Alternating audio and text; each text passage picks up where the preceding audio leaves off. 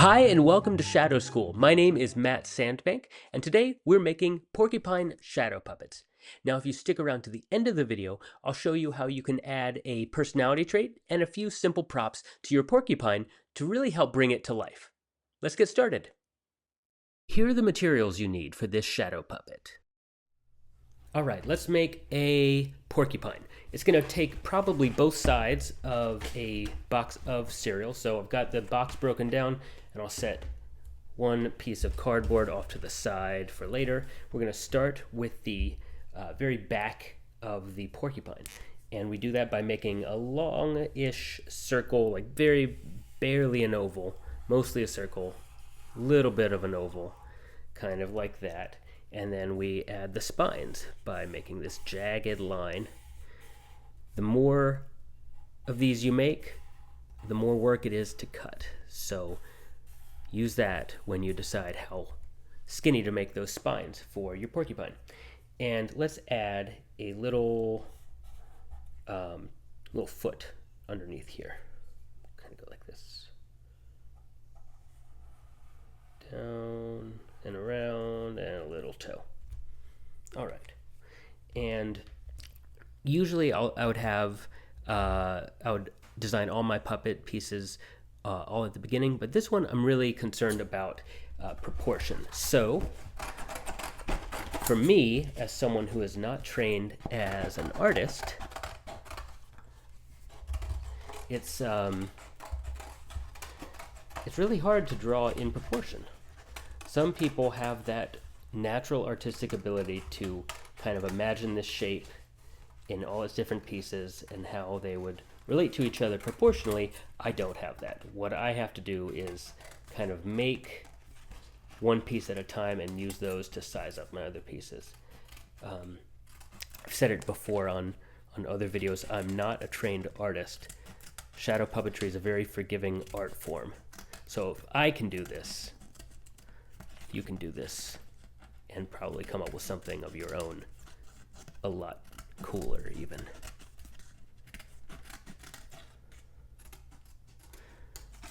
The more spines you draw in, the more of this cutting you'll be doing. It's not difficult cutting, it's just takes a little time. I like for these ones to come down on both sides of the spine and have it meet in the middle, and hopefully just pluck those off without damaging the puppet all that much. So there we have the back end of the porcupine.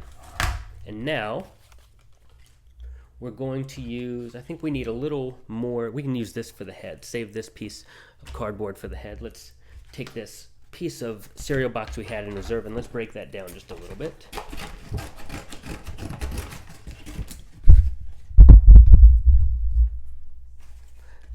You'll see that I'm removing these flaps. One reason that I do that is because I don't want to draw on one of the flaps.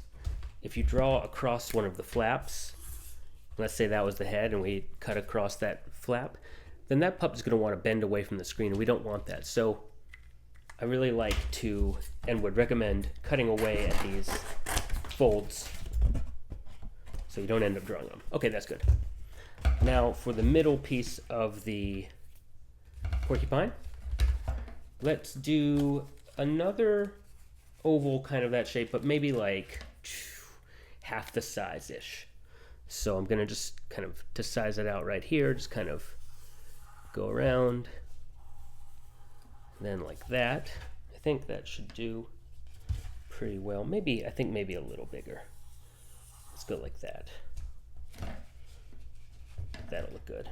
And then let's put a leg down here, little toes, and let's make that a little longer. I make mistakes all the time and then I revise it. Sometimes I like to use a second color just to mark my way, remind me of this. Okay, once we have the foot and that circular shape, we're going to add spines to that one as well.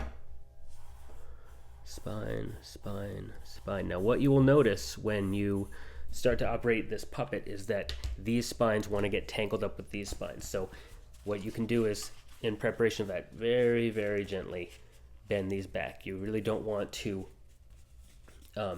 put a permanent crease in that cardboard, but you do want to kind of train those spines away. You'll see why in just a few moments. And now we cut.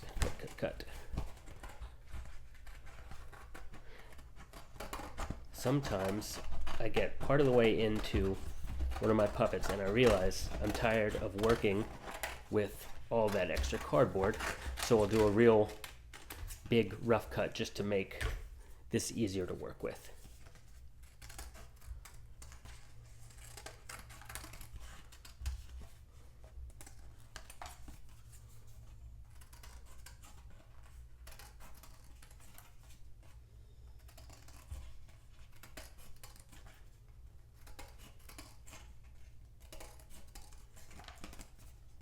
We missed one.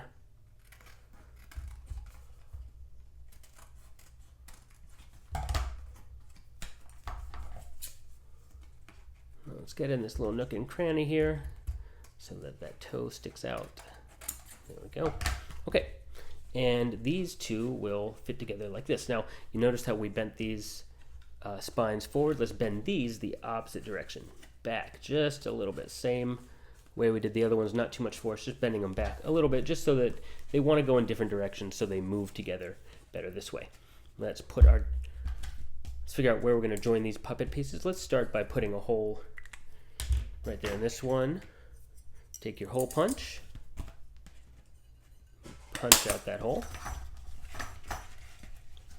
Then let's line it up. I like to line it up so that the legs are not overlapping at first, that you can see both legs. And then let's put a dot right there, and hopefully we can reach that without having to cut our way in. I'm going to say that's close enough. We're not quite reaching it, but let's try anyway, because when I can avoid, that's going to work just fine, I think. And let's go ahead and join those two pieces. You want the most of the time with my puppets, it doesn't really matter. In the case of this puppet, you want the back end of the porcupine to be on top and the middle part of the porcupine to be behind. I'm going to stick that brass paper fastener through and fold down both sides. You're going to see that what's happening here? Ah, yes, the spines do want to grab onto each other. I'll show you a way in a minute how to help avoid that even more. Now, one way you can avoid it, like we've already talked about, is bending the spines in opposite directions. But if that's still bothering you, we can add a little piece of clear tape here, and that'll help its movement. But that looks like it's going to work fine as it is. Now we're going to go and grab our little piece of cardboard, cut away that tab so we don't get caught on a fold, and we're going to draw the head of our porcupine. That starts with an egg shape, kind of maybe a standard very large egg, okay? And then on top of that, we're going to kind of elongate it to like more of a snout and come up under here. This is when I'm using two different colors to show you my primary drawing, my sketch drawing, and then the kind of embellished one that's going to be what we in the end do. And then let's add some spines on the head. 1, 2, 3, 4 should do the trick. And come back around, join that, and then let's plan on adding an eye right there.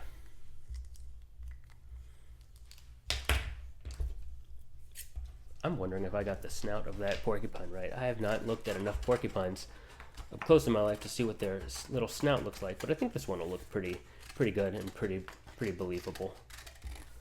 Pretty porcupine-ish, if you will.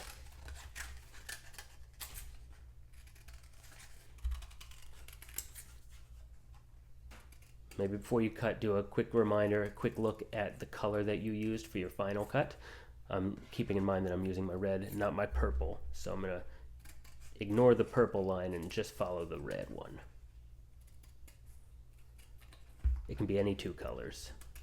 Nothing special about purple and red. They were just some markers I had nearby. And let's add this eyeball. All right, and let's put that on the front, and sometimes for my final piece like this, I'm checking first of all to make sure it's in proportion. I think that looks pretty right. I think what I do is I kind of play with the mechanics a little bit before I actually commit to the joint that I'm putting. As I'm doing this, I'm thinking maybe kind of a lower part on that circle might create a good animation, a good kind of movement. So let me put a mark right here. Put one mark right there and punch it out.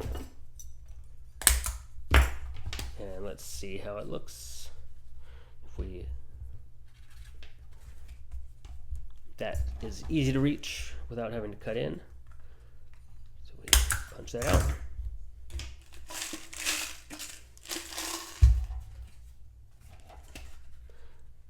Join those holes so they're overlapping. Push that brad through and fold down and test it out. That looks like a pretty good porcupine movement, I think. Now we're ready to add straws. We're going to put one straw about here and one straw about here. Now, if the puppet is sitting flat on your workspace, you want the straw to stick straight up in the air. So you're making like a perpendicular attachment like that. And you also want to make sure that the bend of your straw is oriented close to the joint of your puppet. That's the bend oriented close, and then this is the bend oriented further away. Your puppet will work either way, but it'll be that much easier to manipulate on the screen if you're using good mechanical advantage, which you get by putting the bend of this straw next to the joint. I think 2 good strong pieces of tape will work for each of these straws. Good thing about this porcupine is that it's got these pretty generous pieces, and we can easily fit these straws on without having to wrap the tape around anything.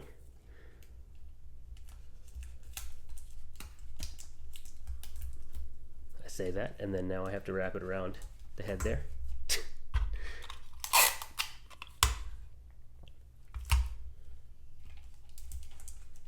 And tuck it around there. And then we do a quick test.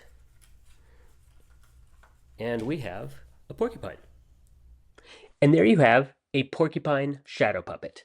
Now, one of the best ways to bring your characters to life is to give them a personality trait. Let's make this porcupine a little bit anxious. This is an emotion I have some experience with myself, so we'll give this porcupine a little bit of anxiety, and let's add some props. Let's put this porcupine at a birthday party. So we'll give it a party hat, and we'll add a red balloon as one of the props, and let's see how that plays out.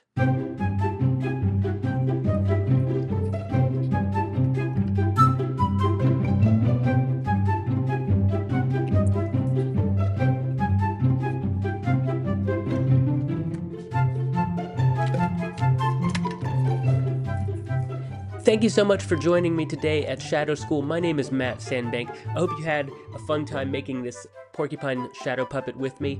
Don't forget to click like and subscribe if you enjoy making these shadow puppets, and I will see you next time at Shadow School. Bye.